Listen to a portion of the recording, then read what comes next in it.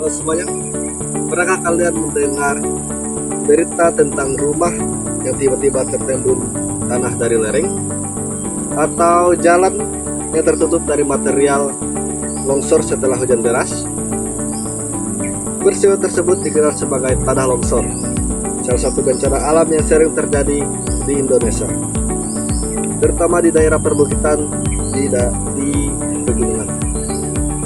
Dalam video ini kita akan membahas secara lengkap tentang apa itu pengertian longsor dan apa itu penyebabnya, dampak yang ditimbulkan longsor, dan cara menanggulanginya, serta kesimpulan. Yuk kita mulai pembahasannya.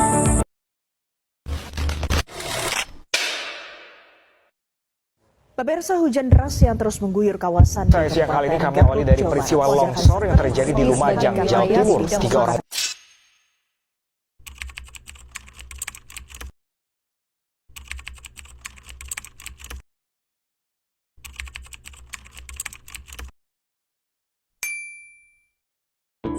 Longsor adalah peristiwa perpindahan massa tanah, batuan, dan mineral dari tempat yang tinggi ke tempat yang lebih rendah akibat gaya gravitasi. Longsor biasanya terjadi di daerah lereng atau tebing yang kondisinya lebih tidak stabil. Secara sederhana, longsor terjadi ketika gaya pendorong lebih besar daripada gaya penahan tanah. Gaya pendorong ini bisa berasal dari air hujan, getaran gempa, dan aktivitas manusia. Sedangkan gaya penahan biasanya berasal dari kekuatan tanah, akar tanaman, dan struktur lereng itu sendiri. Jika keseimbangan ini terganggu, maka terdirilah longsor. Tanah longsor tidak terjadi begitu saja, tetapi disebabkan oleh beberapa faktor, yaitu faktor alam dan faktor manusia. Faktor alam yang pertama, curah hujan yang tinggi. Saat hujan deras, air meresap ke dalam tanah dan membuat tanah menjadi jenuh. Tanah yang jenuh, air menjadi lebih berat dan mudah bergerak. Yang faktor kedua, kemiringan lereng yang curam. Semakin curam suatu lereng, semakin besar gaya gravitasi yang menarik ke tanah. Dan yang ketiga, jenis tanah yang labil. Beberapa jenis tanah seperti tanah lampung mudah menyerap air dan menjadi licin, sehingga rawan longsor. Yang keempat, gempa bumi. Getaran gempa dapat menguncang tanah dan menyebabkan struktur tanah menjadi tidak stabil. Yang kelima ialah erosi. Erosi oleh air atau angin darat mengikis bagian bawah lereng sehingga melemahkan penopang tanah. Faktor manusia. Selain faktor alam, manusia juga berperan besar dalam terjadinya longsor. Faktor manusia yang pertama, penebangan hutan secara liar. Pohon memiliki akar yang berfungsi menahan tanah. Jika pohon ditebang, tanah menjadi lebih mudah longsor. Faktor manusia yang kedua, pembangunan di daerah lereng tanpa perhitungan. Misalnya pembangunan rumah di tebing tanpa penguatan tanah. Faktor manusia yang ketiga, sistem drainase yang buruk. Air yang tidak mengalir dengan baik akan meresap ke dalam tanah dan meningkatkan risiko longsor. Faktor manusia yang keempat, pertanian di lereng tanpa tersaring. Hal ini membuat tanah tidak memiliki penahan yang cukup. Tanah longsor memberikan dampak yang sangat besar dalam berbagai aspek kehidupan. Dari segi sosial, longsor seringkali menyebabkan korban jiwa dan luka-luka.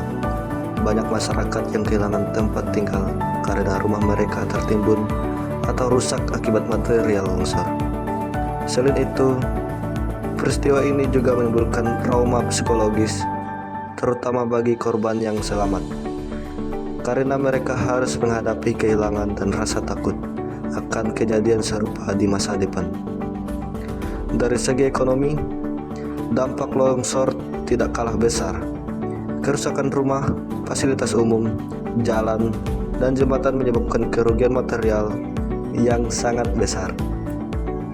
Aktivitas ekonomi masyarakat pun terganggu karena akses transportasi terputus dan banyak orang kehilangan sumber mata pencaharian mereka. Pemulihan pasca bencana juga membutuhkan biaya yang tidak sedikit. Sementara itu, dari segi lingkungan, tanah longsor menyebabkan kerusakan ekosistem yang cukup parah. Vegetasi alam dapat hilang akibat tertimbun tanah, dan struktur tanah menjadi tidak stabil. Selain itu, material longsor yang menutup aliran sungai dapat memicu terjadinya banjir di kemudian hari. Kondisi ini menunjukkan bahwa longsor tidak hanya berdampak sesaat, tetapi juga dapat menimbulkan masalah lingkungan jangka panjang. Upaya penanggulangan tanah longsor dapat dilakukan melalui berbagai cara yang berfokus pada pencegahan, kesiapsiagaan, serta penanganan setelah bencana terjadi.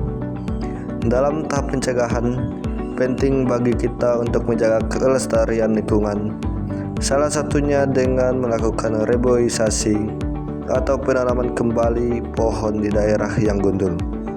Akar tanaman berperan penting dalam mengikat tanah agar tetap stabil.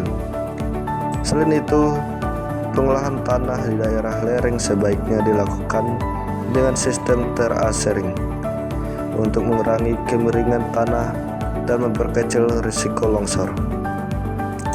Perencanaan pembangunan juga harus dilakukan secara bijak.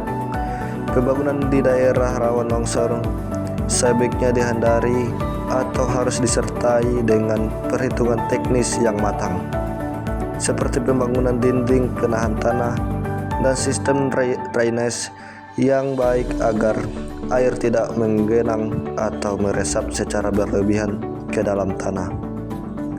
Ketika longsor terjadi, hal yang paling utama adalah menyelamatkan diri dengan segera menjauh dari lokasi kejadian menuju tempat yang aman.